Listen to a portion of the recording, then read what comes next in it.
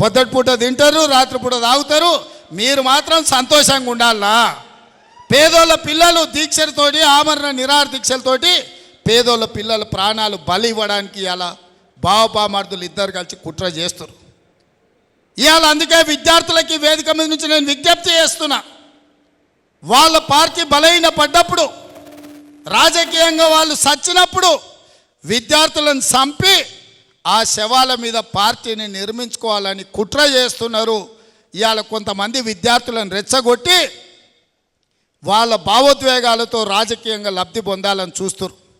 అందుకే ఇక్కడున్న మా సోదరులకు గ్రామాన్ని చెప్పండి, వాళ్ళ తల్లిదండ్రులకు చెప్పండి, మీ కోచింగ్ సెంటర్లలో 1000 కోట్ల 100,000 రూపాయలు ఫీజులు కట్టాల్సిన పని లేకుండా ఎంబడెంబడే పరీక్షలు పెట్టి ఫలితాలు ఇచ్చి మీ పిల్లలకు ఉద్యోగాలు ఇస్తాము.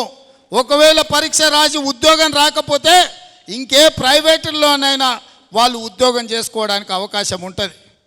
పరీక్షలు నిర్వహించి ఫలితాలు ఇవ్వకపోతే సంవత్సరాల కొద్దీ పేదోళ్ళ పిల్లలు కోచింగ్ సెంటర్ల చుట్టూతో తిరిగి ఇటు ఇంటికి రాలేక, పట్నంలో ఉండలేక వాళ్ళు అన్ని రకాలుగా దెబ్బతినిపోయే ప్రమాదం ఉన్నది.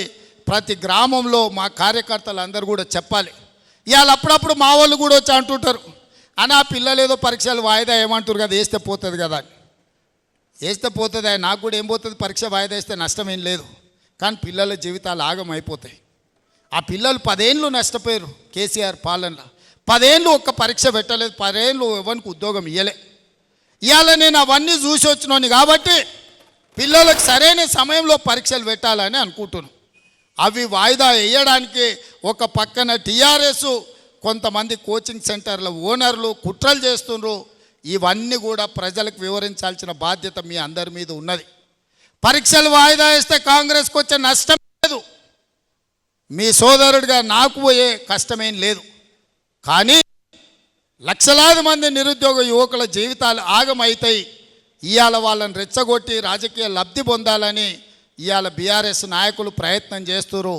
అందుకే ఇవాళ నిజంగానే కేసీఆర్ హరీష్కు, లేకపోతే కేటీఆర్కి హరీష్కు ఈ విద్యార్థుల బాధ వాళ్ళు నిజంగానే తీర్చాలనుకుంటే హరీష్, కేటీఆర్ ఇద్దరు ఆర్ట్స్ కాలేజ్ ముందల దీక్ష కూర్చోవాలి, ఆమరణ నిరాహార దీక్ష కూర్చోవాలి.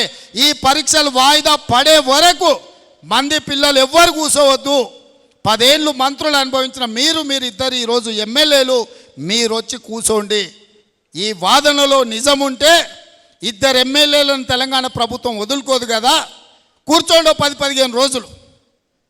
మీరు చెప్తున్న వాదన నిజమైతే 10-15 రోజులు దీక్ష కూర్చోండి ఆర్ట్స్ కాలేజ్ ముందల. ఇన్నేళ్ళు మీరు పదవులు అనుభవించారు కదా ఈ పేదోళ్ళ పిల్లల త్యాగాలతోటి. ఆ పేదల పిల్లల కోసం లక్షలాది మంది నిరుద్యోగ యువకులకు ఒకవేళ మా ప్రభుత్వంలో అన్యాయం జరుగుతుందని బావబామర్దులు బిల్లారంగాలు అనుకుంటే వీళ్ళెందుకు కూర్చోరు దీక్షకని నేను అడుగుతున్నా.